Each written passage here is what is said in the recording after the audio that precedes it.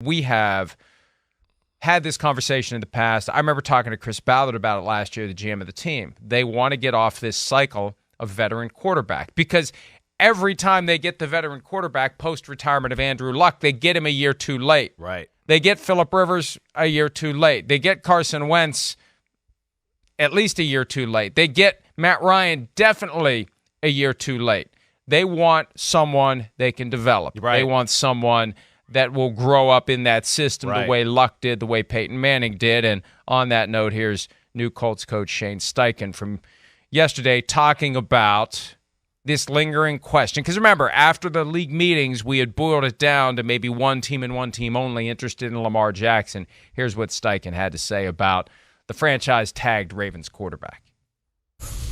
You guys have spent a lot of time zeroing on these quarterbacks in this draft. There is outside a lot of noise, or has been a lot of noise about what other options you might look into, Lamar Jackson or others. Mm-hmm. Is it fair to say you're more focused on the draft than any other possibilities right now? Yeah, we're focused on the draft, and I'm focused on the guys that are in the building right now. That's where we're at.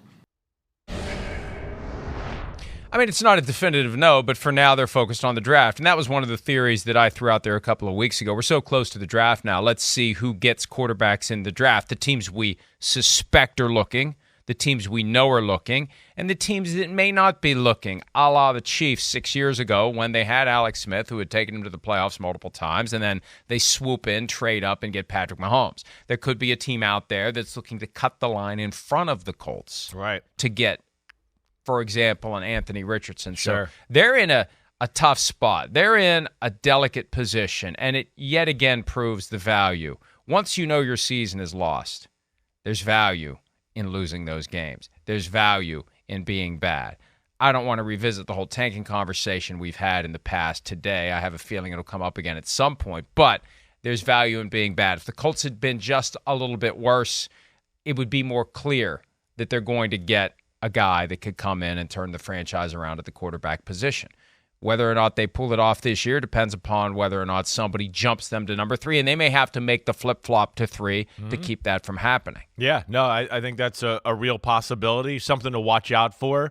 If they do move up to 3, there's a guy that they look at where you go, oh, they want him, they need him, they know this is the guy for them, that's it. If they stay at 4, that would kind of tell me that, they're comfortable with more than one guy. And there might be one guy they like more, but they're comfortable with more. At least those are the inklings I would take from the situation to a degree. I thought that was a pretty definitive answer from Shane Steichen, though. I felt like he was giving the body language as an answer of like, I've had enough of this question and this Lamar thing, and we're focused on the draft and what's right here. And he was basically trying to say stop without saying stop. At least is the way I took it, Mike. I know we all can see it different ways there. But I understand that too. As awesome as Lamar Jackson is, right? That one, he's played a certain style that you're going to try to formulate around him more, where, you draft a guy, you get to program the robot. He doesn't used to, oh, wait, I like to do this, or I want to do that, or, hey, I like this in the offense, or whatever. You just teach him, and he becomes part of the offense and part of the system. That's where, coaching a young guy has an advantage for a new head coach like Shane Steichen, to where they can grow together and formulate the offense together and be a part of that. And most offensive coaches want that type of relationship. So that seems to be the route they're comfortable going here right now. And what I'm really interested in is just if they do draft a quarterback, which I think we all think they're going to do, what route are they going to go, right? The conversation we had. Are they going to go the Anthony Richardson, we're going to play Jalen Hurts type of offense? Or are they going to go a Will Levis or a Hendon Hooker and go, no, I'm going to play the offense I played with Justin Herbert out in Los Angeles there? That's what I'm interested in. So there's a few things here that are, quite interesting surrounding the Colts situation. Well, and that's the reality, too, that the teams that we know are, or we suspect to be looking for quarterbacks, are not going to tell us who they want for a variety of reasons. Yeah. It's harder to get the guy that you want if you tell the world who you want. Then you know that anyone else who wants him has to get to number 3 in order to get him. It may be someone other than Anthony Richardson. And I've been meaning to ask you this question too, because it was the BYU quarterback, Jaren Hall, who recently said he's talked to pretty much every team in advance of the draft, and I don't know where he fits, but there's a belief out there that maybe some teams view him more highly than folks in the media do. Okay. What was your assessment of him when you looked at the quarterbacks, and would you be surprised if he ends up being not one of the top 3 quarterbacks or 4 quarterbacks taken, but what if he and Hendon Hooker are vying to be the 5th quarterback off the board? Yeah, I don't think that. I think he's more of a guy that's down the line, Mike, of a mid-round pick where teams like him and they go, there's some stuff here about this guy. He's got a nice little motion. He's a good little athlete. The throwing as it is right now is a little below average, in my opinion, for NFL standards, but there is some things there to work with, and I think that's where, a guy like that he talks to every team, whether it's a visit at the combine, Zoom, or whatever, because teams look at it and go, hey, wait, plays the game the right way, has some attributes that translate to today's NFL, and there's some things here where, I like it, he can get better here, but I think he can do that.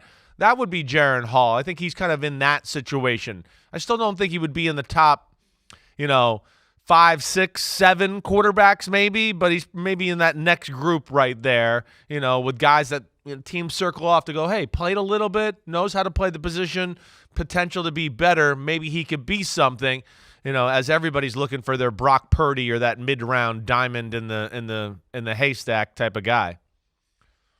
Well, and Brock Purdy's is as late round as you can get. Oh, the last guy taken last year. So there are guys out there who will fit in a certain system. There definitely that's is. The challenge. Yeah. And that's the assessment that a team has to make. How does this guy fit with our team, with our offense, with our roster, with our coaching staff, with our culture? Yeah. Does he fit? We don't care what other teams think of this guy. We don't care that he's not highly rated. And in many respects, it's better to develop with some anonymity. The problem is whoever a team like the Colts would bring in this year is going to have extra attention and pressure, because the thinking is going to be they want to develop him into being the guy, because the only other alternative right now, viable alternative, is Gardner Minshew in Indianapolis. Not that there's a problem with Gardner Minshew. He was a 6th-round guy who came in and played well right away as a rookie after Nick Foles got injured week 1 of the 2019 season. He's done some good things. He's kind of become forgotten in NFL circles. Yeah. So maybe they're content to go with him and have a mid to late round guy develop until he's ready. Who knows? We'll find out. But the Colts clearly one of those teams that is in need of a quarterback, and they'd prefer to go with someone that they get early in his career, not late in his career. I'd be but shocked, the result Mike, for right? the Colts is, wouldn't you? Go ahead. I mean, I'd be shocked if they didn't go quarterback. I really would. At least round 1, round 2, something towards the top. But I'd be pretty shocked if it didn't happen at pick 4. I would. I think it's time. You don't know when you're going to be in this position. So that was the first thing I wanted to throw at you, Mike. One other thing I wanted to throw at you surrounding this situation here is, by all due accounts, I feel like that comment, what we're talking about, like the Colts are off the board for Lamar Jackson, right? I just feel like as we go here, and I know there's some teams out there that still we could go, whoa, they could use a quarterback, or they could certainly use an upgrade, or we know Lamar's better. But do we really think like legitimately there's going to be a team that's going to come away after the draft and go, oh, we didn't get a quarterback, so now let's turn to Lamar, right? I don't know. I just feel like the farther we go down the road here, the more inevitable, and especially with the OBJ signing this week, that I just feel like it's Baltimore or bust, and they're going to figure something out to make it work for this year, and then we'll just continue this drama story as we go on. I don't know. What are your thoughts on all that?